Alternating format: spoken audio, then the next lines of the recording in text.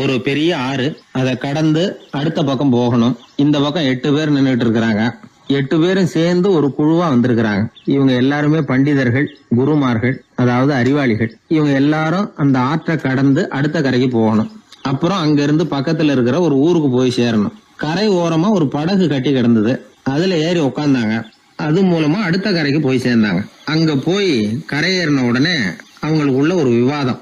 அறிவாளிகள் இல்லையா, அதனால ஒருத்தர் சொன்னார், இந்த படகு நமக்கு உதவி செஞ்சிருக்குது. அது செஞ்ச உதவி மூலமா தான் நாம 8 பேரும் இந்த ஆற்றை கடந்து இந்த பக்கம் வந்திருக்கிறோம். இது செஞ்சிருக்கிற உதவிக்கு நாம நன்றி செலுத்தணும், பதில் மரியாதை செய்யணும். அதை எப்படி செய்யறது அப்படின்னார். இன்னொருத்தர் அதுக்கு ஒரு யோசனை சொன்னார். நமக்கு உதவி செஞ்சிருக்கிற இந்த படகுக்கு மரியாதையும் நன்றியும் செலுத்துகிற முறையில அதை நாம எல்லாரும் நம்ம தலைமையில சுமந்துகிட்டு போறதுதான் நியாயம். ஏன்னா நம்ம அது சுமந்தது இல்லையா, அதுக்கு பதிலா நாம அதை சுமக்கணும். அதுதான் சரியான நன்றியா இருக்கும் அப்படின்னார். இதுதான் சரியான யோசனைன்னு எல்லாரும் ஒத்துக்கிட்டாங்க. அவ்வளவுதான். உடனே அந்த படகை தூக்கி தலையில வச்சுக்கிட்டு 8 பேர் நடக்க ஆரம்பிச்சிட்டாங்க. அப்படியே அவங்க போக வேண்டிய கிராமத்துக்கு போய் சேர்ந்தாங்க. அந்த ஊர் மக்களுக்கு இது வேடிக்கையா இருந்தது. ஆச்சரியமா அவங்கள பார்த்தாங்க. ஏங்க, எதுக்காக இப்படி செய்யறீங்க அப்படின்னு கேட்டிருக்கிறாங்க. படகுங்கிறது மனிதர்களை கரை சேர்க்கறதுக்காகத்தானே இருக்குது. நாம அதை எதுக்காக சுமக்கணும்? அதை ஆத்தங்கரையிலேயே விட்டுட்டு வந்திருக்கலாமே அப்படின்னாங்க. இதுக்கு அந்த 8 பேர்ல ஒருத்தர் சொன்னாராம், என்ன இப்படி சொல்றீங்க? உங்களுக்கு நன்றி உணர்வே கிடையாதா? நீங்க நன்றி கெட்டவங்களா இருக்கிறீங்க, நாங்க நன்றி உடையவர்களா இருக்கிறோம். நன்றி உடைமை அப்படின்னா என்னன்னு எங்களுக்கு தெரியும். அதனாலதான் எங்களை கரை சேர்த்த படகுக்கு நாங்க நன்றி செலுத்துறோம். இந்த படகு எப்பவும் எங்க தலைமையிலதான் இருக்கும் அப்படின்னார். இது புத்தர் சொன்ன ஒரு கதை. வழி இருக்கு பாருங்க, அதையே முடிவுன்னு நினைச்சு வாழ்நாள் பூரா புடிச்சுக்கிட்டு மனிதர்கள் துன்பப்படுறாங்க அப்படிங்கறது அவருடைய கருத்து. ஒரு மனிதன் ஜபம் பண்றான், வழிபாடு பண்றான், அது மூலமா ஒரு விழிப்புணர்வு கிடைச்சுட்டுதுன்னு வச்சுக்கோங்க. அதுக்கப்புறம் எதுக்கு அந்த ஜபமும் வழிபாடும்? தூக்கி எறிஞ்சிட வேண்டியதானே. ஆனா மனுஷன் அப்படி பண்றது இல்ல. வழிபாட்டையே லட்சியமா வச்சுக்கிட்டு அதையே கெட்டியா புடிச்சுக்குவான். அந்த ஜபத்துக்கு அவன் ஒரு கைதி ஆயிடுறான். அதனால அதை விட்டுட்டு அவனால வெளியில வர முடியல. வழிபாடு மூலமா சாதிச்சுடலாம் அப்படின்னு நினைக்கிறது தப்பு அப்படிங்கிறார் ஓஷோ. ஜபம்ங்கிறது ஒரு முள். காலில் குத்தின முள்ள எடுக்கிறதுக்கு இன்னொரு முள்ள பயன்படுத்துறோம். முள்ள எடுத்தாச்சு, அப்புறம் என்ன? 2 முள்ளையும் வீசி எறிஞ்சிட வேண்டியது தானே. 2 முள்ளுக்குமே இனிமே பிரயோஜனம் இல்லை. பழைய முள் இருந்த இடத்துல புதிய முள்ள குத்தி வச்சா வலிதான் தொடரும். அப்படி செய்யறவன் முட்டாள். ஆனா இப்படிப்பட்ட முட்டாள்களுக்கு உலகத்துல பஞ்சமே இல்லைங்கிறார் அவர். அதனால வழிபாடு, ஜபம் அப்படின்னு எல்லாம் சொல்றோமே, அதையெல்லாம் கூட விழிப்புணர்வோட பயன்படுத்தணும். நம்ம ஆள் ஒருத்தன், அவன் என்னன்னா காலில் ஒரு முள்ள தைச்சுக்கிட்டான், இன்னொரு முள்ளால அதை எடுத்துக்கிட்டு இருக்கிறான். ரொம்ப நேரமா முயற்சி பண்ணிட்டு இருந்தான். கடைசியா அப்பாடா எடுத்தாச்சு அப்படின்னு சொல்லிவிட்டு மறுபடியும் முள்ள எடுக்க ஆரம்பிச்சான். என்னப்பா இது, அதுதான் முள்ள எடுத்துட்டிய, அதுக்கப்புறம் என்னத்துக்கு முயற்சி பண்ணிட்டு இருக்கிறேன்னு கேட்டாங்க. இதுக்கு அவன் சொல்றான், ஏற்கனவே தச்சிருந்த முள்ள எப்பவோ எடுத்துட்டேன், அதை எடுக்கிறதுக்காக உபயோகப்படுத்திக்கிட்டு இருந்தேனே இன்னொரு முள்ளு, அது இப்ப உள்ள மாட்டிக்கிட்டு இருக்குது, அதனாலதான் மறுபடியும் முதல்ல இருந்து ஆரம்பிக்கிறேன் அப்படின்னா. இப்படி வாழ்க்கையில முதல்ல இருந்து ஆரம்பிக்கிறவர்களும் அதிகம், முதல்லயே இருந்துகிட்டு இருக்கிறவங்களும் அதிகம். வாழ்க்கையில படிப்படியா முன்னேறணும், வாழ்க்கையை புரிஞ்சுக்கிட்டு முன்னேறணும். அதுக்கு இந்த பெரியவர்கள் சொல்லுகிற தத்துவத்தை எல்லாம் சரியா புரிஞ்சுக்கிட்டு அது பிரகாரம் நாம நடக்கணும். ஒரு பெரிய இடத்து பொண்ணு நிறைய படிச்சிருக்கிறா, பட்டங்கள் எல்லாம் வாங்கியிருக்கிறா, வேலைக்கு எதுக்கும் போகல, அதுக்கு அவசியமும் இல்லை. வசதியான குடும்பம். அந்த பொண்ணுக்கு பொழுதுபோக்கு என்ன தெரியுமா? பத்திரிகை படிக்கிறது, தொலைக்காட்சி பார்க்கறது, வானொலி கேட்கறது, இதுதான் பொழுதுபோக்கு. முக்கியமா அதுல வர்ற விளம்பரங்களை கவனிக்கிறது. சந்தைக்கு ஏதாவது புதுசா பொருள் வந்திருந்தா உடனே காரை எடுத்துட்டு போக வேண்டியது, அதை வாங்கிட்டு வந்துட வேண்டியது. ஒரு நாள் அது மாதிரி ஒரு விளம்பரம் கண்ணில் பட்டது. புதுமையான சமையல் செய்யக்கூடிய சாதனம் ஒன்று வந்திருக்கிறதாக செய்தி. உடனே அதை வாங்கணும்னு ஆசை. வழக்கம் போல அன்னைக்கு சாயந்தரமே காரை எடுத்துட்டு புறப்பட்டா. பார்த்தா விலை அதிகம்தான், இருந்தாலும் அதை பத்தியெல்லாம் கவலைப்படல. அதிக விலை கொடுத்து அந்த சமையல் இயந்திரத்தை வாங்கிட்டு வந்துட்டா. ஒரு பெரிய அழகான அட்டைப்பெட்டிக்குள்ள அது இருந்தது. துண்டு துண்டு பாகங்களா அதுக்குள்ள அடுக்கி வைக்கப்பட்டிருந்தது. அதை ஒன்னோட ஒண்ணு சேர்த்து முழு இயந்திரமா ஆக்கிய வேண்டியது நம்ம வேலை. அதெல்லாம் எப்படி ஒண்ணு சேர்க்கறது? அதுக்காக ஒரு கையேடு அது உள்ளேயே வச்சிருக்கிறாங்க. அந்த பொண்ணு வீட்டுக்கு வந்தா அட்டைப்பூட்டியை பிரிச்சா, ஒவ்வொரு துண்டு பாகத்தை எடுத்து வெளியில வச்சா, பக்கத்துல அந்த விவர புத்தகத்தை வச்சுக்கிட்டா. அது பிரகாரம் அந்த பாகங்களை இணைச்சு பார்த்தா சரியா வரல. மறுபடியும் எல்லாத்தையும் பிரிச்சு பரப்பி வச்சுட்டு ஆரம்பத்துல இருந்து வர்றா, அப்பவும் சரியா வரல. சரி, நேரம் அந்த கடைக்கு போய் அங்கிருந்து ஒரு ஆளை அழைச்சிட்டு வந்துருவோம் அப்படின்னு சொல்லி காரை எடுத்துட்டு அவ புறப்பட்டா. கடையில இருந்து ஒரு ஆளை கையோட அழைச்சிட்டு வந்தா. 2 பேரும் வந்து சேர்ந்தாங்க. அங்க அவங்களுக்காக ஒரு ஆச்சரியம் காத்துக்கிட்டு இருக்கு வீட்டுல. என்ன ஆச்சுன்னா, அந்த சமையல் இயந்திரம் அழகா கோக்கப்பட்டு அங்க இருக்குது. அது மட்டும் இல்ல, அதுல சமையல் வேலையும் நடந்துகிட்டு இருக்குது. யார் அதை பண்ணது? அவளுக்கு ஆச்சரியம். சமையல் வேலை செய்கிற பணிப்பெண் அங்க வந்தா. வேலை செய்யறவோ, நான் தான் அதை செஞ்சேன்னா. அந்த பொண்ணுக்கு படிக்க தெரியாது, பள்ளிக்கூடத்துக்கே போனதில்லை, சமைக்க தெரியும், அவ்வளவுதான். படிப்பறிவு இல்லாத காரணத்தினால அந்த குறிப்பு புத்தகத்தையும் அவளால படிச்சிருக்க முடியாது. எப்படி இதை பொறுத்தன அப்படின்னு ரொம்ப ஆச்சரியமா கேட்டாவோ, அந்த விவரம் தெரியாத பொண்ணு, பணி பொண்ணு சொல்றா, படிப்பறிவு இல்லாத போது மூளையை பயன்படுத்த வேண்டிய கட்டாயம் ஏற்படுது, வேற ஒண்ணும் இல்லை அப்படின்னாலாம். படிப்பு மூலமா அறிவை சேகரிச்சுக்கலாம், புத்திசாலித்தனத்தை சேகரிக்க முடியாது. தகவல் அறிவுங்கிறது ஞானம் ஆகாது அப்படின்னு சொல்லுவாங்க. அதுதான் இதுல முக்கியம். நம்மளும் ஒருத்தன் ரயில்ல பிரயாணம் பண்ணா, ராத்திரி பூரா பயணம், முடிஞ்சதும் பார்த்தா அவன் பொட்டியே காணல, யாரை திருடிட்டு போட்டாங்க. அதுக்காக இவன் கவலைப்படணும்ல, கவலைப்படல, சிரிச்சுக்கிட்டு இருக்கிறான். எதிரில் இருந்தவர் கேட்டார், ஏங்க பெட்டியை அவனோ எடுத்துட்டு போட்டானே, அதுக்காக கவலைப்படலையா நீங்க அப்படின்னார். நான் எதுக்காக கவலைப்படணும், அதோட சாவி என்கிட்ட தானே இருக்கு அப்படின்னு நானும். இவன் தந்தியை விட வேகமா போகக்கூடியது எது அப்படின்னு கேட்டார் ஒருத்தர். வதந்தின்னார் இன்னொருத்தர். அவர் அப்படி சொன்னதுல ஒன்னும் தப்பு இல்ல. வதந்தி வேகமா பரவறதுக்கு என்ன காரணம்? 1க்கு 2 மிகைப்படுத்தி சொல்ற மனுஷ சுபாவம் ஒரு காரணம், சொல்றத அப்படியே நம்புறது இன்னொரு காரணம். எப்பொருள் யார் யார் வாய் கேட்பினும் அப்பொருள் மெய்ப்பொருள் காண்பது அறிவு அப்படின்னாரு வள்ளுவர். யாரு எதை சொன்னாலும் அதை அப்படியே நம்ப கூடாது, அறிவு வேலை செய்யணும். அதுல எந்த அளவுக்கு உண்மை இருக்குது அப்படின்னு கண்டுபிடிக்கணும். முக்கியமான பொறுப்புல உள்ளவங்களுக்கு எல்லாம் இது ரொம்ப முக்கியமா தேவைப்படுகிற ஒரு தகுதி. ஒரு நாட்டுல ஒரு சாதாரண ஆள் ஒருத்தன் இருந்தான்.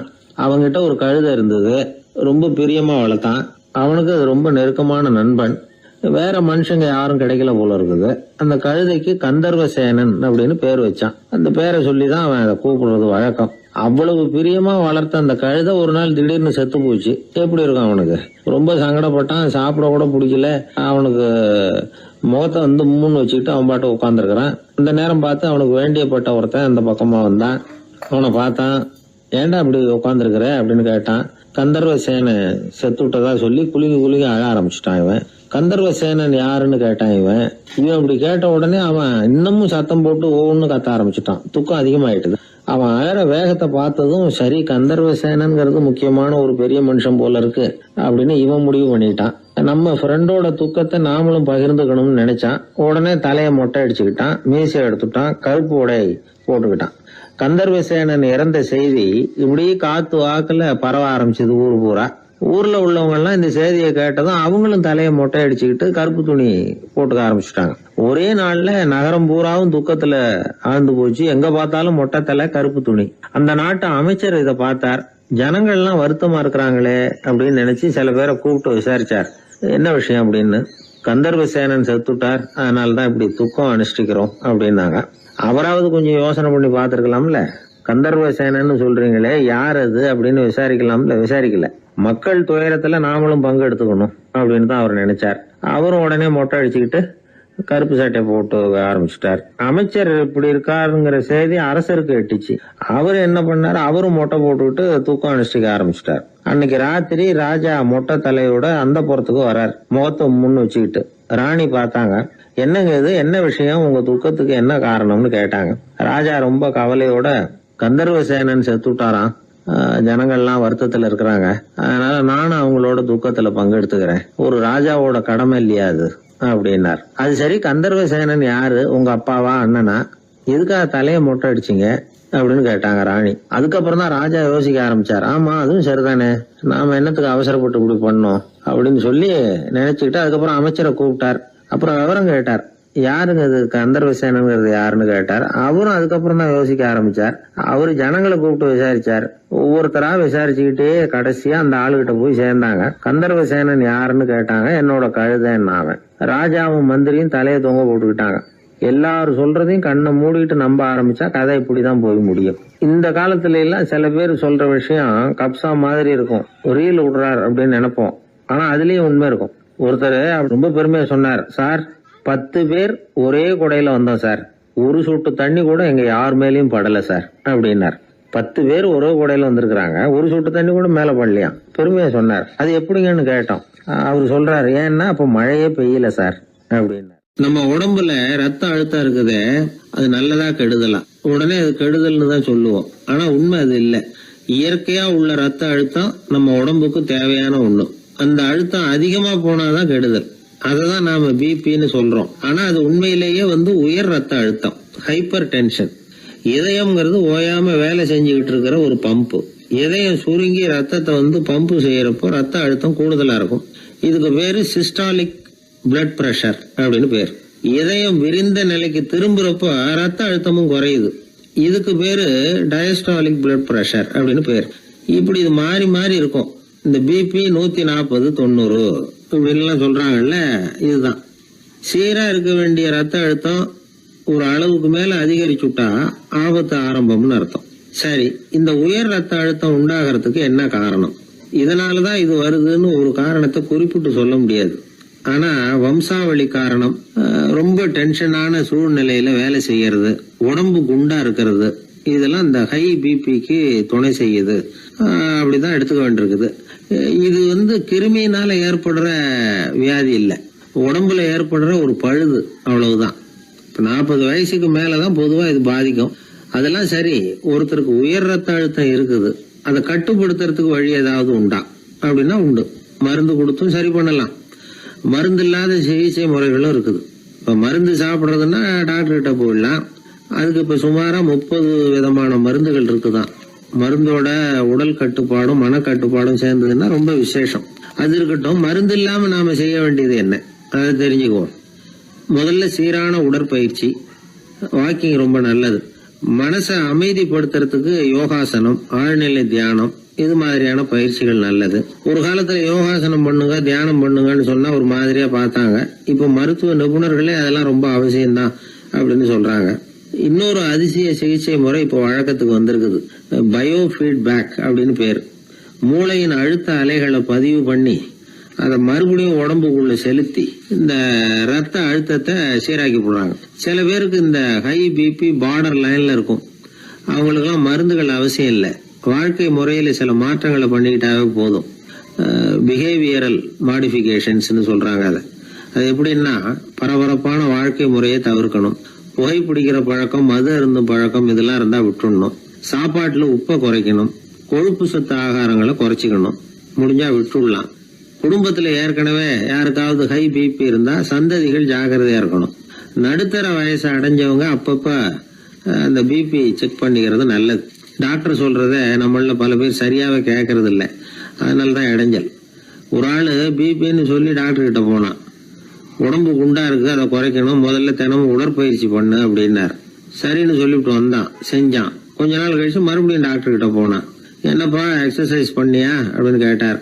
தினமும் பண்ணேன் டாக்டர்னா. என்ன பண்ணேன்னு கேட்டார். முன்னெல்லாம் சிகரெட்டை கடையில வாங்குவேன், இப்ப நான் அப்படி வாங்குறத விட்டுட்டேன். தினமும் நானே என் கையாலேயே உருட்டி தயார் பண்றேன் டாக்டர். இது ஒரு எக்ஸசைஸ் தானே அப்படின்னா. ஒரு தடவை கலைவாணர் NS கிருஷ்ணன் பேராசிரியர் கல்கியை சந்திச்சு பேசிக்கிட்டு இருந்தாராம். கலைவாணர் கல்கியை பார்த்து, எனக்கு கதை எழுத ஆசையா இருக்கு, எப்படி எழுதுறதுன்னு கேட்டாராம். கதை எழுதுறதுக்கு 4 மை வேணும்னாராம் கல்கி. அப்படியா, அப்படின்னா என்னென்ன கலர் மை அப்படின்னு கேட்டிருக்காரு கலைவாணர் சிரிச்சுக்கிட்டே. நான் சொன்னது கலர் மை இல்ல, அது வேற மை. அதாவது கதை எழுதுறதுக்கு தேவைப்படுகிற 4 மை எதுன்னா, 1 திறமை, 2 பேணாமை, 3வது தனிமை, 4வது பொறுமை அப்படின்னாராம். உடனே கலைவாணர், உங்க யோசனை அருமை அப்படின்னாராம். அதுதான் கலைவாணர். பொதுவா எழுத்தாளர்கள் எழுதுற மாதிரி நடந்துக்கிறது இல்ல. ஆனா கலைவாணர் என்ன சொல்லுவாரோ அதே மாதிரி நடந்துக்குவார். எல்லாருக்கும் எல்லாம் கிடைக்கணுங்கிற கருத்தை சினிமா படங்கள்ல வலியுறுத்துவார். அதே மாதிரி நடைமுறை வாழ்க்கையிலேயே எல்லாருக்கும் எல்லாமும் கொடுப்பார். பணம், பதவி, புகழ் இப்படி எதுவுமே இல்லாத ஒரு சாதாரண மனுஷனா இருந்தா கூட இவர் மனுஷனுக்கு கொடுக்கற மரியாதையில கொஞ்சமும் குறைச்சல் இருக்காது. இந்த குணம் சாதாரணமா எல்லாருக்கும் இருக்கிறது இல்ல. அவரு சினிமா தியேட்டருக்கு போய் சினிமா பாக்குறது வழக்கம். அவரு வந்திருக்கிறாருங்கிறது தெரிஞ்சா போதும், வெளியில பிச்சைக்காரங்க கூடிடுவாங்க. இது அவருக்கு தெரியும். வெளியில நம்மளை நம்பி ஒரு கூட்டம் காத்துக்கிட்டு இருக்குமேன்னு நினைப்பார். உடனே ஒரு 100 ரூபா நோட்டை கொடுத்து சில்லறையா மாத்திட்டு வர சொல்லுவார். படம் முடிஞ்சு வெளியில வர்றப்போ சில்லறையோட வருவார். எல்லாருக்கிட்டையும் கொடுத்துருவார். ஏன்னா எல்லாரும் தேடிட்டு வருவாங்க அவரை. என்ன எல்லாரும் சௌக்கியமா இருக்கிறீங்களா அப்படின்னு பிரியமா விசாரிப்பார். ஏதோ ரொம்ப நெருங்கின சொந்தக்காரங்களை விசாரிக்கிறது மாதிரி விசாரிப்பாரு. தன்கிட்ட இருக்கிற சில்லறையை எல்லாருக்கும் சமமா பிரிச்சு கொடுத்துட்டு தான் அங்கிருந்து புறப்படுவார். ஒரு நாள் அது மாதிரி புறப்படுற சமயத்துல ஒரு சின்ன பையனுக்கு சில்லறை எதுவும் கிடைக்கல கொடுக்கறதுக்கு. இது கலைவாணருக்கு தெரியாது. கார்ல ஏறி புறப்பட்டு போயிட்டார். அந்த பையன் காரை பிடிச்சிக்கிட்டு பின்னாடியே ஓடியாந்துருக்கிறான். ஐயா, நீங்களே இல்லைன்னு சொன்னா நான் என்ன பண்றது? இன்னைக்கு பட்னி தான், அம்மாவுக்கு வேற உடம்பு சரியில்லை அப்படின்னு கத்திட்டே ஓடியாந்தானா. கலைவாணர் கவனிச்சுட்டார். உடனே காரை நிறுத்த சொன்னார். இறங்கினார். அந்த சின்ன பையனை கட்டி பிடிச்சிக்கிட்டு என்ன மன்னிச்சுக்கப்பா, நான் கவனிக்காம வந்துட்டேன் அப்படின்னு சொல்லி அழ ஆரம்பிச்சுட்டாராம். இன்னொரு தடவை இதே மாதிரி ஒரு தியேட்டர்ல இருந்து வெளியில வந்திருக்கிறார். ஒரு ஆள் அவர்கிட்ட வந்து நின்றுருக்கார். அவர் கொடுக்கறதுக்கு இவர்கிட்ட பணம் இல்ல. பணம் இல்லையாப்பா அப்படின்னாராம். உங்ககிட்டயே இல்லையா அப்படின்னாராம் அவரு. கலைவாணருக்கு மனசு ரொம்ப சங்கடமா போச்சு. உடனே புறப்பட்டு வீட்டுக்கு போனார். அங்க இங்க தேடி பார்த்து அங்க இருந்த கொஞ்சம் நெஞ்ச சில்லறை எடுத்தார். காரு டிரைவரை கூப்பிட்டார். தியேட்டர் வாசல்ல நின்றுகிட்டு இருந்த ஆசாமியோட அங்க அடையாளங்களை சொன்னார். காரை எடுத்துட்டு போய் அந்த ஆளை கண்டுபிடிச்சு இந்த காசை கொடுத்துட்டு வா அப்படின்னு அனுப்பி வச்சாராம். பிச்சை போடுறதுக்காக காரை அனுப்புனதாக வேற யாரை பத்தியாவது நீங்க கேள்விப்பட்டிருக்கிறீங்களா? அவர் ஒரு வித்தியாசமான மனிதர், வித்தியாசமான கலைஞர். கலைவாணரோட சகோதரர் கல்யாணம் நடந்தது. அதுல தியாகராஜ பாகவதர் கச்சேரி முடிஞ்ச உடனே அதுல சம்பந்தப்பட்ட கலைஞர்களுக்கெல்லாம் கலைவாணர் பரிசுகள் கொடுக்கிறார். அந்த கச்சேரியில கடம் வாசிச்சவருக்கு மட்டும் மத்த எல்லாருக்கும் கொடுத்ததை விட பெருசா ஒரு வெள்ளி கோப்பையை பரிசா கொடுத்தாராம். மத்தவங்களுக்கு எல்லாம் சின்னதா கொடுத்துட்டு கட வித்துவானுக்கு மட்டும் பெருசா பரிசு கொடுக்குறீங்களே ஏன்னு கேட்டிருக்கிறாங்க.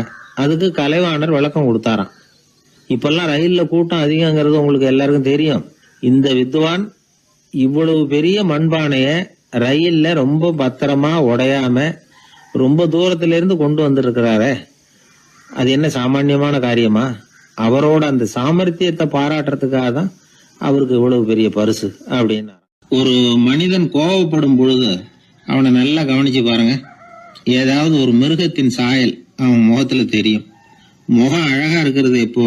அவன் புன்னகையோட இருக்கிறப்பதான். கோபமா இருக்கிறப்ப முகம் அழகா இருக்காது. சார் கோபத்துல இருக்கார், இந்த கோபம் குறையறதுக்குள்ள ஒரு போட்டோ எடுத்துருங்க, அழகா இருக்கும் அப்படின்னு யாரும் சொல்றது இல்ல. போட்டோ எடுக்கிறவர் கூட எடுக்கிறதுக்கு முன்னாடி முகத்தை கொஞ்சம் சிரிச்ச மாதிரி வச்சுங்க சார் அப்படின்னு தான் சொல்லுவார். முகத்தை கொஞ்சம் கடுகடுப்பா வச்சுங்க சார், அப்பதான் நல்லா அமையும் அப்படின்னு சொல்லுவாரு. ஒரு உண்மை என்ன தெரியுமா? கோபம் மனசையும் கெடுக்கும், உடம்பையும் கெடுக்கும்.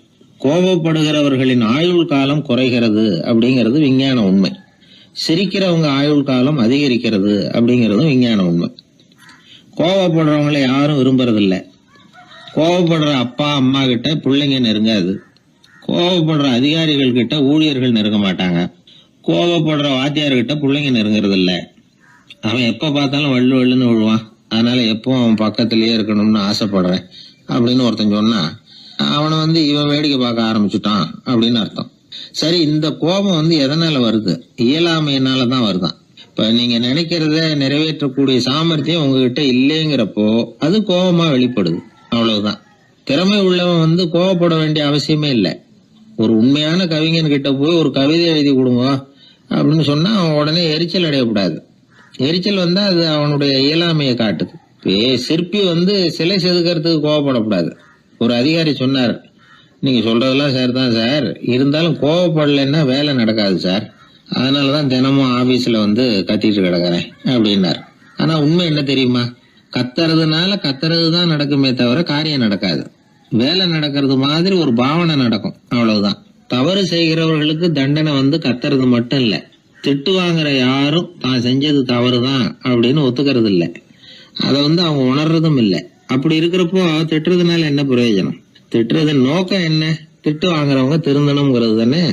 நோக்கம் நிறைவேறாதுன்னா எதுக்காக கத்தணும்?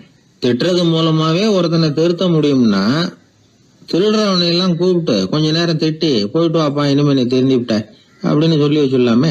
இதுல நாம முக்கியமா புரிஞ்ச வேண்டியது என்னன்னா, கோபம்ங்கிறது நாம அடுத்தவங்களுக்கு கொடுக்கிற தண்டனை இல்ல, அது நமக்கு நாமே கொடுத்துக்கிற ஒரு தண்டனை. அடுத்தவங்களை திருத்துறதாக நினைச்சுக்கிட்டு நம்ம நாமே கெடுத்துக்கிற ஒரு முயற்சி. நம்ம மனசு கெட்டு போகுது, நம்ம உடம்பு கெட்டு போகுது, அதுதான் கண்ட பலன்.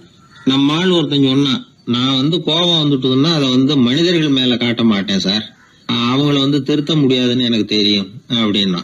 வேற என்ன பண்ணுவேன் அப்படின்னு கேட்டேன். பாத்திரங்கள் பேர்ல காட்டுவேன், வீட்டுல இருக்கிற பாத்திரங்களை எல்லாம் எடுத்து வெளியில வீசி எறிவேன் அப்படின்னா. அதனால கோபம் குறைஞ்சுதா அப்படின்னு கேட்டாங்க. எனக்கு குறைஞ்சுது, ஆனா எதிர்த்த வீட்டுக்காரனுக்கு அதிகமாயிட்டுதுன்னு நானும். அது எப்படிறான்னு கேட்டிருக்காங்க.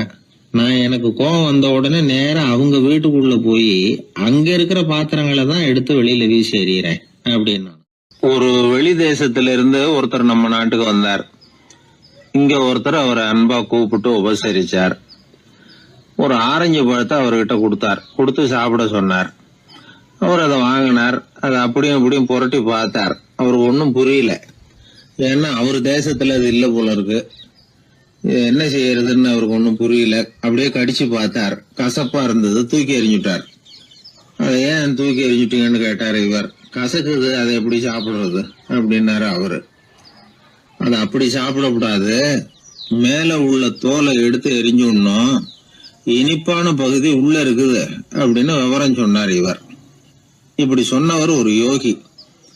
வாழ்வின் வெளிப்பக்கத்திலேயே இருந்துகிட்டு இருந்தா கசப்பான பிரச்சனைகளையே சந்திக்க வேண்டியிருக்கும். உள்பக்கத்துக்கு போகணும், அப்பதான் அங்க இருக்கிற இனிப்பை உணர முடியும் அப்படிங்கிறார் அந்த யோகி. நாமெல்லாம் 2 வகையான வாழ்க்கை வாழறோமா. மேலோட்டமான வெளிப்படையா உள்ள வாழ்வுங்கிறது ஒண்ணு, உள்ளார்ந்த வாழ்வுங்கிறது ஒண்ணு. வாழ்வின் வெளிப்புறம் பிரச்சனைகளும் சவால்களும் நிறைஞ்சது, உள்புறம் அமைதியா இருக்கிறது. இந்த உள்பக்கத்துலதான் மகிழ்ச்சியான வாழ்வுக்கு தேவையான புதையல் இருக்குதான். யாரு கண்டா அந்த புதையலை? ஆழ்நிலை தியானம் எல்லாம் பண்றாங்கல்ல, அது எதுக்காக? அந்த புதையலை கண்டுபிடிக்கிறதுக்கு தான். நாம் அந்த உள்பக்கத்துக்கு போய் அங்க உள்ள ஊக்க சக்தியையும் புத்திசாலித்தனத்தையும் பொறுக்கி எடுத்துக்கிட்டு அன்றாட வாழ்க்கையில அதையெல்லாம் உபயோகப்படுத்தணும். மனசு ஒரு குரங்கு மாதிரி அலையுதுங்கிறோம், அதை கட்டுப்படுத்த முடியலங்கிறோம்.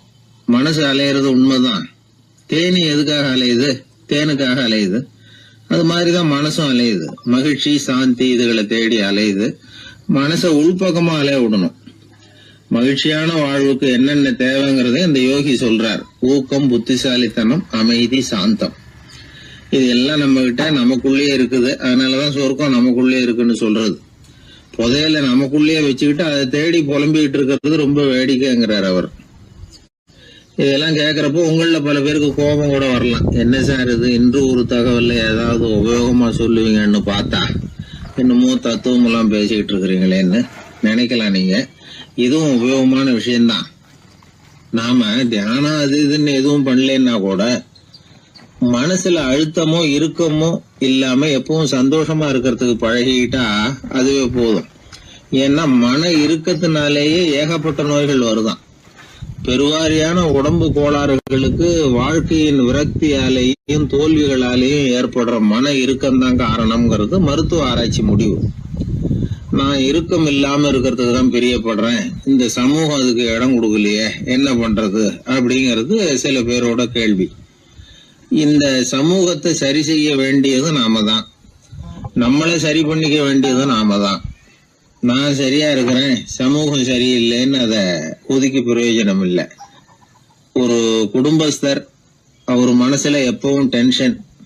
அவர் டென்ஷன் இல்லாம இருக்கிறதுக்கு பழகிக்கிட்டார். அதுக்கப்புறமா அவர் சொல்லுவார், நான் ஒன்னும் ஆழ்நிலை தியானம்லாம் பண்ணல, இருந்தாலும் என் மனசு எப்பவும் அமைதியா தான் இருக்குது.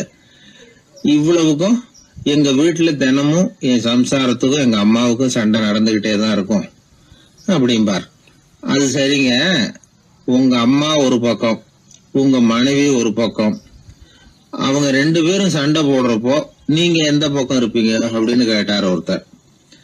அந்த சமயம் நான் வீட்டுக்கு வெளிப்பக்கம் இருப்பேன் அப்படின்னார் அவர். அங்க ஒரு முனிவர் இருந்தார்.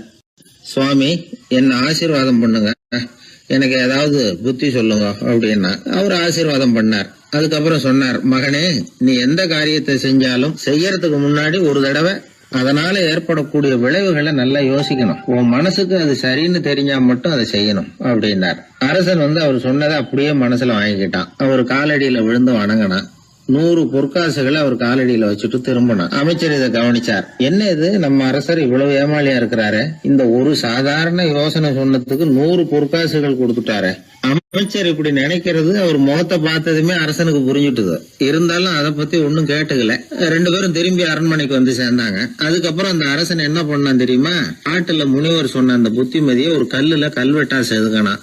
தன்னுடைய அறையில எல்லாரும் கண்ணிலையும் படும்படியாக அப்படி ஒரு இடத்துல பதிச்சு எல்லாரும் பாக்குறது மாதிரி பண்ணிவிட்டான். இப்போ அந்த அமைச்சருக்கு ஆச்சரியம், என்ன இது, நம்ம மன்னருடைய அறியாமையை புரிஞ்சுக்கவே முடியலையே, இத போய் கல்லுல செதுக்கி வைக்கணுமா, பேர்பட்ட அறிவுரையாது அப்படின்னு நினைச்சார். கொஞ்ச நாள் ஆச்சு. ஒரு நாள் அந்த மன்னருக்கு கடுமையான வயிற்று வலி. உடனே அரண்மனை வைத்தியரை கூப்பிட்டார். அவர் வந்து சேர்ந்தார். மன்னரை சோதிச்சு பார்த்தார். கொஞ்ச நேரம் இப்படியே படுத்துருங்க, நான் எங்க வீட்டுக்கு போய் இதுக்கு பொருத்தமா ஒரு மருந்து தயார் பண்ணிட்டு வரேன் அப்படின்னு சொல்லிட்டு ஓடினார். மருந்தோட திரும்பி அவர் வந்த சமயத்துல மன்னர் ஒரு கட்டில்ல கண்மூடி படுத்திருக்கிறார். பக்கத்துல யாரும் இல்ல.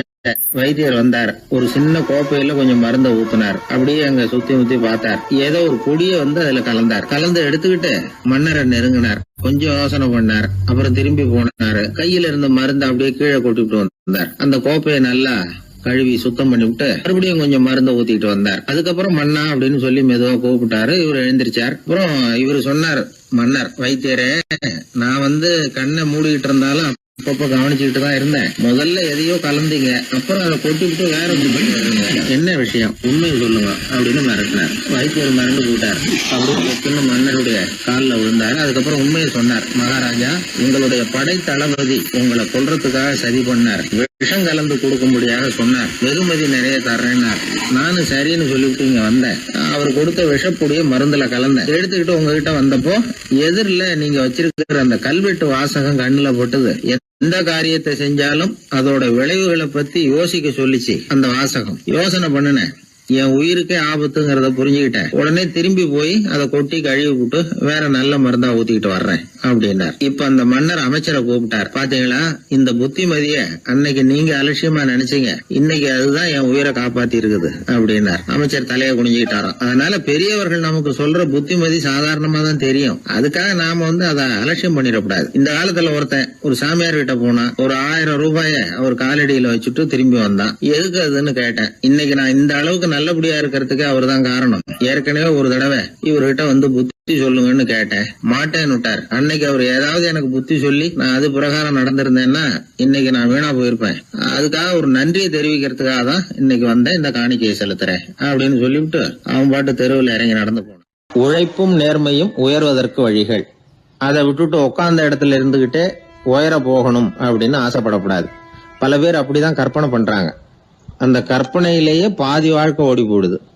உழைப்புங்கிற வழியையும் நேர்மைங்கிற வழியையும் ஒதுக்கி விட்டு குறுக்கு வழியில ஓட நினைக்கிறவங்க குப்புற விழுந்துடுறாங்க. எந்த தொழிலை நாம செய்தாலும் சரி, அந்த தொழிலுக்குரிய பெருமையை நாம புரிஞ்சுக்கிட்டு அதுல ஈடுபடணும். அப்படி இல்லாம என்ன சார் பொழப்புது, இந்த தொழிலை மனுஷன் செய்வானா அப்படி புலம்பிக்கிட்டு இந்த தொழிலையே செஞ்சுக்கிட்டு இருக்கிறவங்க நம்மள பல பேர் உண்டு. செய்யும் தொழிலே தெய்வம் அப்படின்னு சொல்றாங்கல்ல, அப்படி சொல்றது எதுக்காக? அந்த அளவுக்கு அதுல ஒரு ஈடுபாடு வேணுங்கிறதுக்காக தான். ஒரு பெரிய மலைப்பகுதி, அந்த மலை அடிவாரத்துல ஒரு சிற்பி உட்காந்து ஒரு சிலையை வடிச்சுக்கிட்டு இருக்கிறான். கையில ஒரு சின்ன உளிய வச்சுக்கிட்டு ஒரு பெரிய கருங்கல் பாறையை கொஞ்சம் கொஞ்சமா உடைச்சுக்கிட்டு இருக்கான். ஒரு சிற்பத்தை வடிக்கிறதுங்கிறது அவ்வளவு உன்னதமான ஒரு தொழிலா? எல்லாராலையும் முடியுமா அது? அப்படி இருந்தும் அந்த சிற்பிக்கு மன நிறைவில்லை. அவன் நினைக்கிறான், இந்த கடுமையான வெயில்ல உட்கார்ந்து வேலை செய்யறது எவ்வளவு கஷ்டம். நாம ஒரு சிற்பியா இருக்கிறதுனால தானே சூரியன் கடுமையான வெப்ப கதிர்களை நம்ம மேல வீசுறான். நாமளே அந்த சூரியனா இருந்துட்டா இந்த கஷ்டம் இருக்காதே. நம்மளை கஷ்டப்படுத்துறவன் நம்மளை விட வலிமை உள்ளவன். அதனால நாம அவனா மாறி விடுறதுதான் நல்லது அப்படின்னு அந்த சிற்பி யோசனை பண்ணான். அவன் எண்ணம் உடனே நிறைவேறிட்டுது. இயற்கைங்கிற மாபெரும் சக்தி அவனை ஒரு சூரியனா மாத்தி விட்டுது. சிற்பி இப்போ ஒரு சூரியனா மாறினான். இனிமே இந்த உலகத்துல நம்மளை விட வலிமை உள்ளவன் வேற யாரும் கிடையாது அப்படின்னு நினைக்க ஆரம்பிச்சுட்டான். அவனுக்கு மகிழ்ச்சியா இருந்தது. அந்த மகிழ்ச்சி அதிக நேரம் நீடிக்கல. ஏன்னா கொஞ்ச நேரத்துல ஆகாயத்துல கரிய மழை மேகங்கள் அப்படியே சூழ்ந்து வந்தது. சூழ்ந்து வந்த மேகங்கள் சூரியனை மறைக்க ஆரம்பிச்சது. இப்போ சூரியனா இருந்த அந்த சிற்பி நினைச்சு பாக்குறான், என்ன இது, என்னையே இந்த மேகம் மூடி மறைக்குதுன்னா அது என்னை விட பெரிய ஆளாதான் இருக்கணும். அதனால இனிமே நாம சூரியனா இருக்கக்கூடாது, நாம மேகமா தான் இருக்கணும், அதுதான் கௌரவம் அப்படின்னு நினைக்க ஆரம்பிச்சிட்டான். இப்பவும் பாருங்க, இயற்கை அவனுடைய ஆசையை நிறைவேற்றி வச்சது. சூரியனா இருந்த சிற்பி மேகமா மாறினான். வான வீதியில அப்படியே உல்லாசமா வர ஆரம்பிச்சான். அந்த உல்லாசமும் அதிக நேரம் நீடிக்கல. எதிரில பார்த்தா பிரம்மாண்டமான மலைகள் வழியை அடைச்சிட்டு நிக்குது. வேகமா வந்த மேகம் மலையில மோதிக்கிட்டுது. அந்த மலையை தாண்டி அப்பால செல்ல முடியல. இப்போ அந்த மேகம் நினைக்குது, நாம எந்த தடையும் இல்லாம அந்தரத்துல மிதந்து வர்றோம். நம்மையே போக விடாம தடுக்குதுன்னா அந்த மலைக்கு எப்பேற்பட்ட வலிமை இருக்கணும். இனிமேல நாம மேகமா இருந்து பிரயோஜனம் இல்ல, இருந்தா மலையா இருக்கணும், அதுதான் பெருமை அப்படின்னு நினைக்க ஆரம்பிச்சான். இப்பவும் பாருங்க, இயற்கை அவனுடைய ஆசையை நிறைவேற்றி வச்சது. மேகமா இருந்த சிற்பி மலையா மாறினான். பெரிய மலை பூமிக்கும் வானத்துக்குமா நின்றுகிட்டு இருக்கு. இனிமே நமக்கு எந்த கவலையும் இல்லை அப்படின்னு நினைச்சது அந்த மலை. இப்படி நினைச்சுக்கிட்டு இருந்த வேளையில அந்த மலையோட காலடியில அடிவாரத்துல ஏதோ சத்தம் கேட்டது. என்ன சத்தம் இது அப்படின்னு சொல்லி அந்த மலை மெதுவா குனிஞ்சு பார்த்துதான். பார்த்தா அங்க ஒரு மனுஷன் தன்னுடைய கையில உளிய வச்சுக்கிட்டு மலையை கொத்திக்கிட்டு இருக்கிறான். ஏதோ ஒரு சிற்பத்தை வடிக்கிறதுக்காக அவன் முயற்சி பண்ணிட்டு இருக்கிறான். இப்போ அந்த மலை நினைச்சுதான், மலையே ஒருத்தன் உடைக்கிறான்னா அவன் எப்பேற்பட்ட வலிமை உள்ளவனா இருக்கணும். இனிமேலும் மலையா இருந்து பிரயோஜனம் இல்ல, மனுஷனா மாறணும், அதுதான் சரி அப்படின்னு நினைச்சுதான். அந்த வினாடியே அந்த மலை ஒரு மனுஷனா மாறிச்சு. அவன் கையில ஒரு உளி, பழையபடியே ஒரு கருங்கல் பாறையை கொத்த ஆரம்பிச்சான். அந்த ஆள் பழைய நிலைமைக்கு வந்துட்டான். இந்த கதையிலிருந்து நாம தெரிஞ்சுக்க வேண்டியது என்னன்னா, தன்னுடைய உண்மையான பலம் என்னங்கிறது தெரியாமலே தாவி தாவி தடுமாறிக்கிட்டு இருக்கிறான் மனுஷன் அப்படிங்கிறது தான். இனிமேலாவது அதை புரிஞ்சுக்கணும். நாம அதுவா மாறணும்னு நினைக்கிறது தப்பு, நாம இருக்கணும் அப்படின்னு நினைக்கிறது தான் உண்மை, அதுதான் சரி. அந்த சிற்பி என்னென்னோ கற்பனை பண்ணி கடைசியில மறுபடியும் சிற்பியாகவே வந்து சேர்ந்தான் பாருங்க. அதனால நம்முடைய உண்மையான பலம் என்ன அப்படிங்கறத தெரிஞ்சுக்கிட்டு நடந்துகிட்டோம்னா வாழ்க்கையில எப்பொழுதும் வெற்றி நிச்சயம். பண்றதுன்னு எனக்கு புரியல அப்படின்னு கவலைப்பட்டார் ஒரு அப்பா. என்ன பண்றது, அப்பாவோட குணம் கொஞ்சமாவது பிள்ளைக்கும் இருக்கதானே செய்யும்னா, அட போங்க சார், அவனை அடக்கிறதுக்கு ஏதாவது வழி சொல்லுவீங்கன்னு பார்த்தா நீங்க என்னோட சரித்திரத்தை புரட்ட ஆரம்பிச்சுட்டீங்களே. அப்புறம் கேட்டேன் அவரை, சரி பையன் அடம் பண்ணா அவனை நீங்க எப்படி அடக்குறீங்க அதை சொல்லுங்க முதல்ல, அதுக்கப்புறம் என் யோசனையை சொல்றேன் அப்படின்னு. அவரு சொன்னார், வேற என்ன பண்ணுவேன், மிரட்டுவேன், அடிப்பேன், அவ்வளவுதான் எனக்கு தெரியும்னார். அடிச்சா அடங்கிடுவானா பையன் அப்படின்னு கேட்டேன். அது எப்படிங்க அடங்குவான், இன்னமும் தீவிரமா அடம் பண்ண ஆரம்பிச்சிருவான், கத்தி ரகலை பண்ணிவிடுவான் அப்படின்னார். குழந்தை அடம் பண்றானேங்கிற கவலை பல குடும்பங்கள்ல உள்ள ஒரு பிரச்சனை தான். இதுக்கு இப்ப மருத்துவர்கள் ஒரு சுலபமான வழியை சொல்றாங்க. அது என்னன்னா, ஒரு குழந்தை அடம் பண்ணிச்சுன்னா அதை அடிக்கப்படாதான், அதுக்கு பதிலா வேற ஒரு காரியம் பண்ணலாமா. அது என்னன்னா, குடும்பத்துல இருக்கிற எல்லாரும் ஒண்ணு சேர்ந்து அந்த குழந்தைகிட்ட கொஞ்ச நேரம் பேசாம இருந்தோம்னுமா, பேச்சை நிறுத்திக்கணும். குழந்தையால பேசாம இருக்க முடியாது, அது யோசனை பண்ணும், தன்னுடைய தவறை உணர்ந்து அது வருந்த ஆரம்பிக்கும். இப்படி தொடர்ந்து செஞ்சுக்கிட்டு வந்தா குழந்தை கொஞ்ச நாள்ல அடம் பண்றதை நிறுத்தி விடுமா. இது டாக்டர்கள் இப்ப சொல்லி கொடுக்கற ஒரு யோசனை. அதே மாதிரி சில குழந்தைகள் சரியான காரணம் இல்லாம அடம் பண்ணணுங்கிறதுக்காகவே கத்துது பாருங்க, அதை நிறுத்துறதுக்கு கூட ஒரு வழி இருக்குது. அது என்ன வழின்னா, அது அழற சமயத்துல அந்த சத்தத்தை ஒரு டேப் ரெக்கார்டர் மூலமா பதிவு பண்ணி வச்சுக்கணும். குழந்தை கத்த ஆரம்பிக்குதுன்னு வைங்க, உடனே ஏற்கனவே பதிவு பண்ணி வச்சிருக்கிற அழுகை சத்தத்தை போட்டு அந்த குழந்தை காதுல விழறது மாதிரி பண்ணணும். தன்னுடைய அழுகை சத்தத்தை கேட்க ஆரம்பிச்ச உடனே அந்த குழந்தை தான் அழறத நிறுத்திக்குமா. சில குழந்தைகள் சாப்பிட மாட்டேன்னு அடம் பண்ணும். வளர்ந்த குழந்தைய வற்புறுத்தி சாப்பிட சொல்லக்கூடாது. சில பேர் என்ன பண்ணுவாங்கன்னா, கட்டாயப்படுத்தி சாப்பாட்டை திணிப்பாங்க. அதெல்லாம் ரொம்ப தப்பு. குழந்தைக்கு விவரம் தெரிஞ்சதுக்கு அப்புறம் சாப்பாட்டு விஷயத்துல நீங்க தலையிட வேண்டிய அவசியமே இல்லை. பசிச்சா சாப்பிடணுங்கிறது அதுக்கு புரியும்.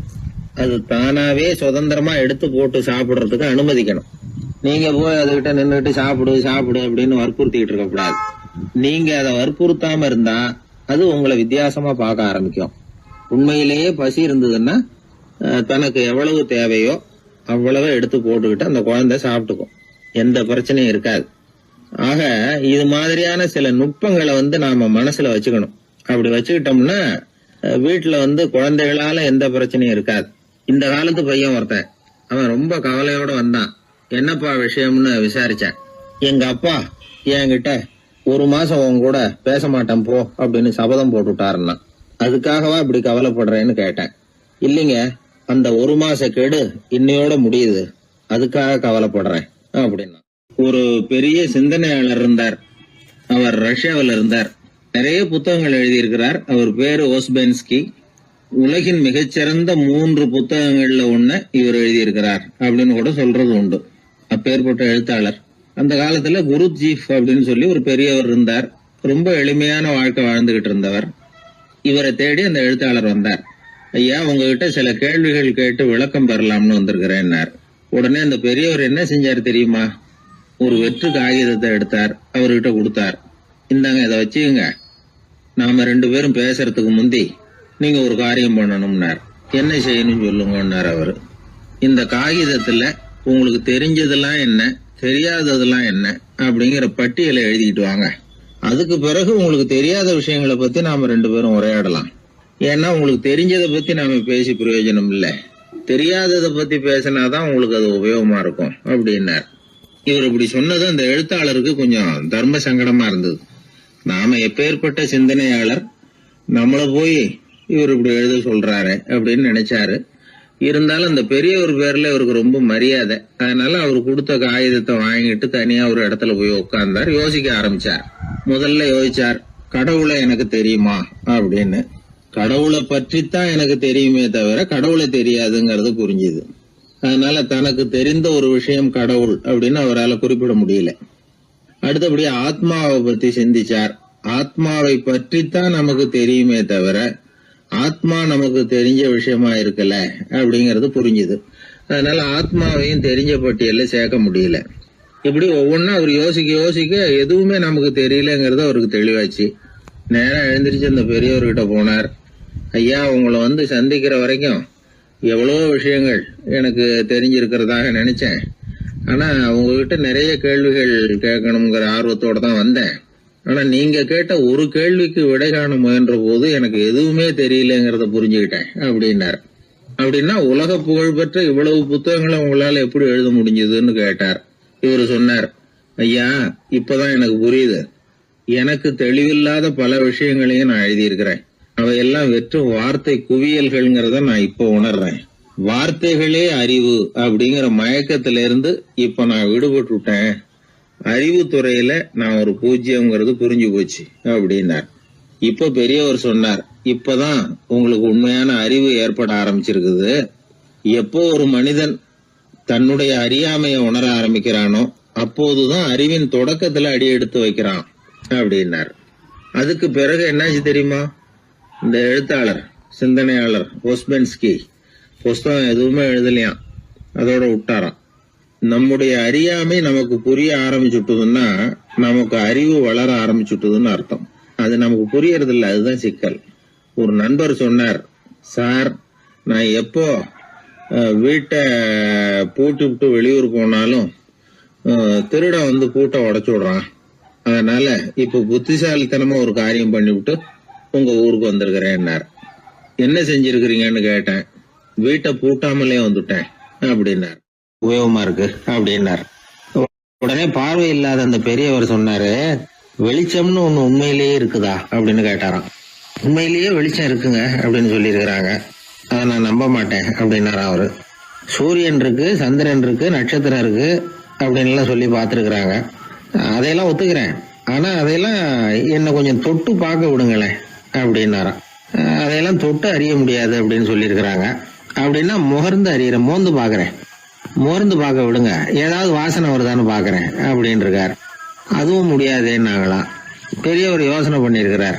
சரி, பரவாயில்ல, முரசு அடிக்கிறது மாதிரி அடிச்சு பார்க்கவாவது ஏற்பாடு பண்ணி கொடுங்க, அதை அடிச்சு பார்த்து அதோட சத்தத்தை உணர்ந்துக்கிறேன் அப்படின்னாராம். அதாவது ஒளியின் ஒலியை, அதாவது வெளிச்சத்தின் சத்தத்தை புரிஞ்சுக்கிறேன் அப்படின்னு சொல்லியிருக்கிறார். அதுக்கும் சாத்தியம் இல்லைன்னு சொல்லியிருக்கிறாங்க.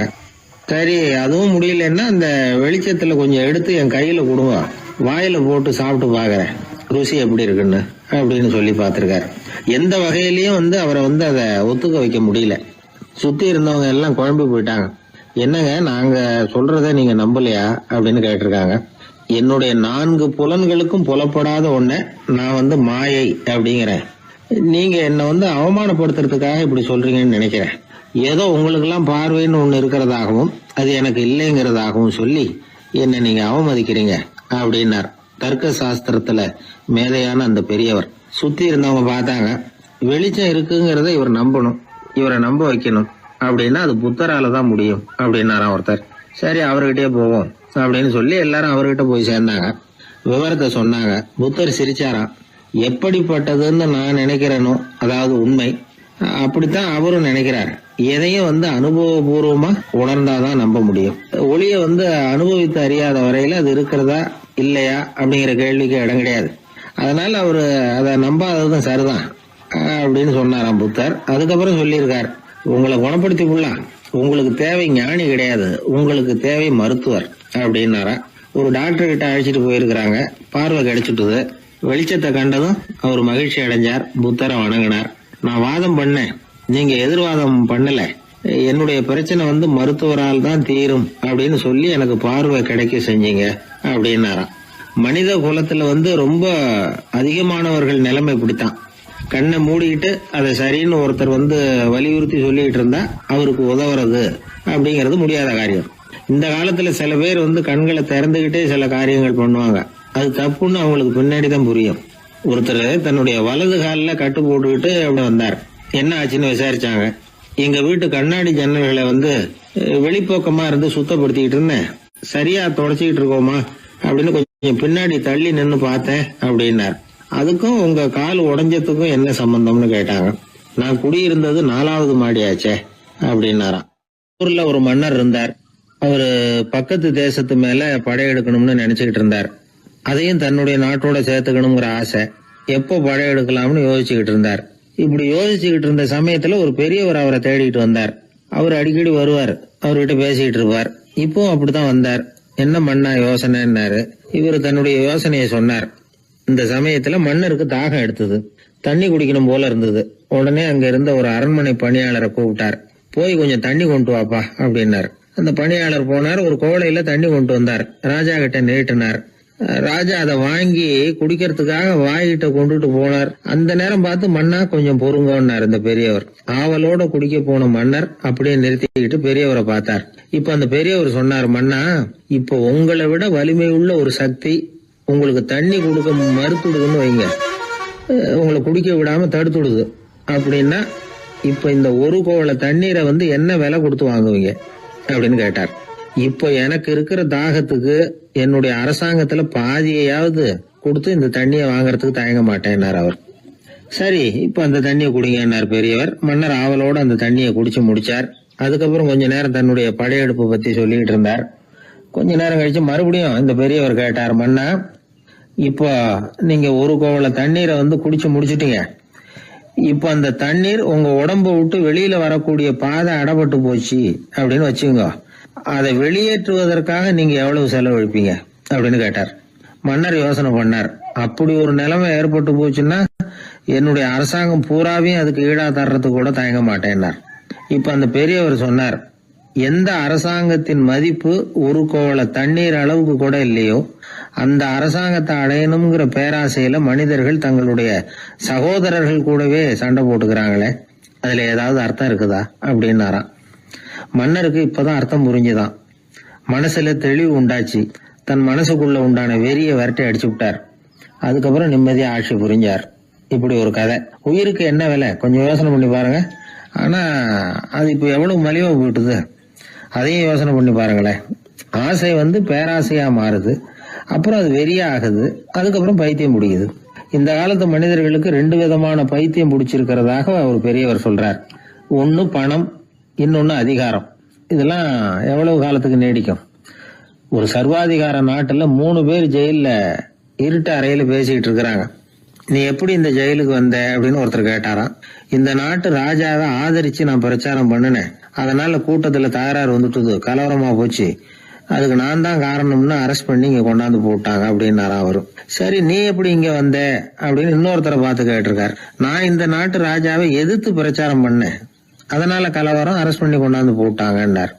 சரிப்பா நீ எப்படி அங்க வந்த அப்படின்னு 3வது ஆளை பார்த்து இவங்க கேட்டாங்களாம். இதுக்கு அந்த ஆள் மெதுவா வெளிச்சத்துக்கு நான் தான் இந்த நாட்டு ராஜா அப்படின்னா. சில பேருக்கு தொட்டதெல்லாம் வெற்றியா முடியும், சில பேருக்கு தொட்டதெல்லாம் தோல்வியா முடியும். இதுல உள்ள ரகசியம் என்ன? அதை தெரிஞ்சுக்கணும்னா இந்த கதையை கேளுங்க. ஜப்பான்ல ஒரு பெரிய வீரர் இருந்தார். அவர் பேரு நொபுனாகா. அவர்கிட்ட இருந்த படை வீரர்கள் கொஞ்சம் பேர் தான். சிறிய படை பலத்தை வச்சுக்கிட்டு பெரிய பெரிய படைகளை எல்லாம் முறியடிச்சிருக்கிறார். அவர் அவ்வளவு சாமர்த்தியம் உள்ளவர். ஒரு தடவை எதிரி மீது படையெடுத்து போயிருக்கிறார். அப்போ அவருடைய படை வீரர்களுக்கும் தளபதிக்கும் ஒரு சந்தேகம் வந்துட்டுது. இந்த போர்ல நாம வெற்றி பெற முடியுமா அப்படிங்கிற சந்தேகம் இருந்தாலும் இதை எப்படி தலைவர்கிட்ட தெரிவிக்கிறது? ரொம்ப யோசனை பண்ணாங்க. கடைசியா கொஞ்சம் துணிச்சலை வரவழைச்சுக்கிட்டு மெதுவா கேட்டுட்டாங்க. அவர் பார்த்தார், சரி அதை நாம முடிவு செய்ய வேணாம், புத்த விகாரத்துக்கு போயிட்டு வருவோம், பூவா தலையா போட்டு பாத்துருவோம், என்ன வருதோ அது பிரகாரம் செயல்படுவோம், என்ன சொல்றீங்க? ஏன்னா போருக்கு செல்லும் பொழுது முழு மனசோட போகணும், ஊசலாட்டம் இருக்கக்கூடாது அப்படின்னார். தளபதியும் படை வீரர்களும் சரின்னு ஒத்துக்கிட்டாங்க. உடனே அவங்க எல்லாரும் அங்க பக்கத்துல இருந்த கோயிலுக்கு போனாங்களாம். தலைவர் உள்ள போனார். எல்லாரும் ஆவலோட வெளியில காத்துக்கிட்டு இருக்கிறாங்க. ரொம்ப நேரத்துக்கு அப்புறம் அவர் வெளியில வந்தார். தளபதி, துணை தளபதிகள் எல்லாரையும் கிட்டத்துல கூப்பிட்டார். அவங்க முன்னிலையில ஒரு தங்க காசை எடுத்தார். இத பாருங்க, இப்ப பூவா தலையா போட்டு பாத்துருவோம். பூ வந்தா தோத்துருவோம், தலை வந்தா ஜெயிச்சிருவோம். அதனால பூ விழுந்தா போர் வேணாம், அதை தவிர்த்துருவோம். தலை விழுந்ததுன்னா போருக்கு போவோம். விதி இப்போ நம்ம கையில தான் இருக்கு. இங்க என்ன தீர்ப்பு கிடைக்குதோ அது பிரகாரம் நடப்போம் அப்படின்னு சொல்லிவிட்டு தங்க காசு சுண்டி போட்டார். அது அப்படியே சுழன்று மேல போய் கணீர்னு தரையில வந்து விழுந்தது. எல்லாரும் ஆவலோடு அதை குனிஞ்சி பாக்குறாங்க. தலை விழுந்திருக்குது. ஒரே மகிழ்ச்சி, ஆரவாரம். அதுக்கப்புறம் அவங்களுக்கு சந்தேகம் வரவே இல்லை. அப்படியே உறுதியான ஒரு முடிவோட போருக்கு போனாங்க. வெற்றியோட திரும்பி வந்தாங்க. வெற்றி விழா நடக்குது. தளபதி பேசுறார், இந்த வெற்றியை காசுதான் முடிவு பண்ணிச்சு, அதனால விதியை வெல்ல யாரால முடியும் அப்படின்னார். சொல்லிவிட்டு உட்கார்ந்தார். அப்போ அந்த தலைவர் தன்கிட்ட இருந்த அந்த தங்க காசை எடுத்து ரகசியமா தளபதி கிட்ட கொடுத்தாராம். தளபதி அதை வாங்கி பாக்குறாரு. அந்த நாணயத்துல 2 பக்கமும் தலை தான் இருக்குது. இதுல இருந்து என்ன தெரியுதுன்னா, வெற்றியின் ரகசியம் என்னன்னா மன உறுதி தான். எதை செஞ்சாலும் மனக்குழப்பம் இருக்கக்கூடாது. எண்ணி துணிக கருமம், இது வள்ளுவர் வாக்கு. பரீட்சை ரிசல்ட் வர்ற சமயம் ஒரு பையன் ஒரு காசை சுண்டி போட்டு தலையா பூவா பாத்துக்கிட்டு இருந்தான். என்னப்பா பாஸா ஃபெயிலா பாக்குறியா அப்படின்னு கேட்டாங்க. பரீட்சை ரிசல்ட்டை பொறுத்த வரைக்கும் எனக்கு சந்தேகம் இல்லை சார் அப்படின்னா. அப்புறம் எதுக்கு இது அப்படின்னு கேட்டாங்க. ரிசல்ட் வந்த பிறகு எங்க அப்பா என்னை திட்டுறதோட விட்டுருவாரா இல்ல அடிப்பாரா அப்படிங்கறத தெரிஞ்சுக்கிறதுக்காக இது அப்படின்னு. ஒரே ஒரு ஊர்ல ஒரு ராஜா இருந்தார். அவரு ஒரு வித்தியாசமான ராஜா. எந்த வகையில வித்தியாசமானவர்னு கேட்டா, மக்கள் கிட்ட வரி வசூல் பண்றதுல கொஞ்சம் வித்தியாசமானவர். மற்ற மன்னர்கள் மாதிரி ஒரு நேரடியா வரி வசூல் பண்றது இல்ல, கொஞ்சம் மறைமுகமா அதை பண்ணுவார். அது எப்படின்னா, ஒவ்வொரு குடிமக்களுக்கும் மாசம் ஒரு மரக்கால் நெல்லு மக்கள் கொடுக்கறது இல்ல, ராஜா மக்களுக்கு கொடுப்பார். ஒரு மரக்கால் நெல்ல, அதாவது அரண்மனையில இருந்து ஒவ்வொரு வீட்டுக்கும் நெல் வந்து சேர்ந்துரும். அந்த ஒரு மரக்கால் நெல்ல இவங்க வாங்கிக்கிட்டு அதுக்கு பதிலா ஒரு மரக்கால் அரிசியை ராஜாவுக்கு திருப்பி கொடுக்கணும். இதுதான் அந்த ஊர் வழக்கம். ராஜா வந்து ஜனங்களுக்கு நெல்லை கொடுத்துட்டு அதுக்கு பதிலா அதே அளவு அரிசியா திருப்பி வாங்கிக்குவார். இதை தவிர வரி ஏதும் வசூல் பண்றது இல்ல. இப்படி ஒரு ராஜா. இது மேம்போக்கா பாக்குறதுக்கு ஏதோ சாதாரணமா தெரிஞ்சாலும் குடிமக்கள் ரொம்பவும் கஷ்டப்பட்டாங்க. ராஜா கொடுக்கற நெல்லையும் அரிசியாக்கணும், அதோட இன்னும் ஒரு பாதி அரிசியை இவங்க சேர்த்தும் கொடுத்தாகணும். மக்கள் வந்து ராஜாவை திட்ட ஆரம்பிச்சுட்டாங்க. இந்த ராஜா எப்ப சாவார் அப்படின்னு எதிர்பார்க்க ஆரம்பிச்சுட்டாங்க. ஏன்னா ரொம்ப கஷ்டப்படுத்துறாரு அப்படின்னு. பல பேர் அந்த ஊர்ல வீட்டை காலி பண்ணிவிட்டு வெளி தேசத்துக்கு போயிட்டாங்க. இங்க காலம் தள்ளுறது ரொம்ப கஷ்டம்னு. மக்கள் எதிர்பார்த்தது மாதிரியே நடந்தது. அந்த மன்னன் நோய் வந்து படுத்த படுக்கை ஆயிட்டான். ராஜா இப்படி சாக கிடக்குறாருன்னு தெரிஞ்சும் மக்கள் யாருமே வந்து பாக்கல. எப்படி பாப்பாங்க? அவர் தான் எப்ப போவாருன்னு பாத்துக்கிட்டு இருக்கிறாங்களே. என்ன ஏன் யாருமே வந்து பார்க்க மாட்டேங்கிறாங்க நம்ம குடிமக்கள்ல அப்படின்னு மந்திரி கிட்ட கேட்டார் ராஜா. நம்ம ஊர்ல மக்கள் எங்க இருக்காங்க பாக்குறதுக்குன்னாரு அவரு. ஏன் என்னாச்சு அவங்களுக்குன்னு கேட்டார். அமைச்சர் அப்பதான் அரசனுக்கு அவன் பண்ணின தவறை வந்து சுட்டி காட்டினார். மக்களுக்கு இழைத்த கொடுமையை எடுத்து சொல்லி புரிய வச்சார். அதுக்கப்புறம் தான் மன்னருக்கு ஞானோதயம் வந்தது. செய்த பாவங்களை எண்ணி வருத்தப்பட்டான். மெதுவா அமைச்சர் பக்கம் திரும்பி, எங்க என் புள்ளன்னு கேட்டான். அவர் எங்கேயாவது ஊர் சுத்திக்கிட்டு இருப்பார், சூதாட்ட விடுதிகள்ல கிடப்பார் அப்படின்னாரு அமைச்சர். அவன் எங்க இருந்தாலும் உடனே அழைச்சிட்டு வாங்கன்னு உத்தரவு போட்டார் ராஜா. அடுத்த நாளே இளவரசனை கொண்டாந்து நிறுத்தினாங்க. தந்தையே, என்ன செய்யணும்னா சொல்லுங்க அப்படின்னு கேட்டான் இளவரசன். அவர் சொன்னார், மகனே, மக்களுக்கு வந்து நான் பொல்லாதவன் ஆயிட்டேன், அவங்கெல்லாம் என்ன நல்லவன்னு சொல்லணும். அப்படி அவங்கள சொல்ல வைக்க வேண்டியது உன்னோட பொறுப்புன்னார். தந்தையே, நீங்க வந்து கவலைப்படாதீங்க, உங்களை ரொம்ப ரொம்ப நல்லவர்னு மக்கள் சொல்லும்படியாக நான் செய்யறேன் அப்படின்னா பையன். அதுக்கப்புறம் கொஞ்ச நாள்ல பையன் பட்டத்துக்கு வந்தான். அவன் என்ன பண்ணான், வரி வசூல் பண்ற முறையில ஒரு மாற்றத்தை உண்டு பண்ணான். என்ன மாற்றம் பண்ணனான்னா, ஒவ்வொரு வீட்டுக்கும் ஒரு மரக்கால் உமிய கொடுக்கறது, அதுக்கு பதிலா ஒரு மரக்கால் அரிசியை வாங்கிக்கிறது. அப்பா என்ன பண்ணாரு, நெல்லை கொடுத்துட்டு அரிசியா வாங்கினார். இவன் மகன் உமிய கொடுத்துட்டு அரிசியா வாங்கினான். கொஞ்ச காலம் ஆச்சு. ஒரு நாள் மந்திரியை கூப்பிட்டு கேட்டான், அமைச்சரே, நம்ம ஊர் மக்கள் என்ன பேசிக்கிறாங்க அப்படின்னு. உங்க அப்பா ரொம்ப நல்லவன்னு பேசிக்கிறாங்க அப்படின்னாரு அமைச்சர். எப்படி இருக்கு பாருங்க, இவன் பண்ற கொடுமையில அப்பன் ரொம்ப நல்லவன் ஆயிட்டான். அதாவது இளவரசனை விட பழைய மன்னரே ரொம்ப நல்லவர், ரொம்ப பாதி கஷ்டம் தான் இது முழு கஷ்டம்ங்கிறது மாதிரி ஆயிட்டுது. எப்படியோ அப்பாவுக்கு கொடுத்த வாக்க புள்ள காப்பாத்தி விட்டான். அதாவது மன்னர் ரொம்ப நல்லவர்னு சொல்ல வைக்கிறேன்னு தானே சொன்னான், அதே மாதிரி சொல்ல வச்சுட்டான். இந்த காலத்துல இது மாதிரி அப்பாவுக்கு உதவுற பிள்ளைகள் உண்டு. ஒரு பிள்ளையாண்டான்னு சொன்னான், நான் எங்க அப்பாவுக்கு ரொம்ப ரொம்ப உதவியா இருக்கிறேன் அப்படின்னா. அப்படியா, உங்க அப்பாவுக்கு ரொம்ப உதவியா இருக்கிறியா அப்படின்னா, உங்க அப்பா என்ன செஞ்சுட்டு இருக்காருன்னு கேட்டேன். சும்மாதான் இருக்கிறார் அப்படின்னா அவன். சும்மா இருக்கிறதுக்கு இவன் உதவியா இருக்கிறானா? இப்படி இருக்கிறாங்க. அதாவது நல்லவன் அப்படின்னு பேர் வாங்குறது ரொம்ப கஷ்டம். அத எந்த வகையில வாங்கணும்னு முடிவு பண்றதுதான் முக்கியம். அதனால வாழ்க்கையில நாம மன்னரா இருந்தாலும் சரி, சாதாரண மக்களா இருந்தாலும் சரி, நல்லவன்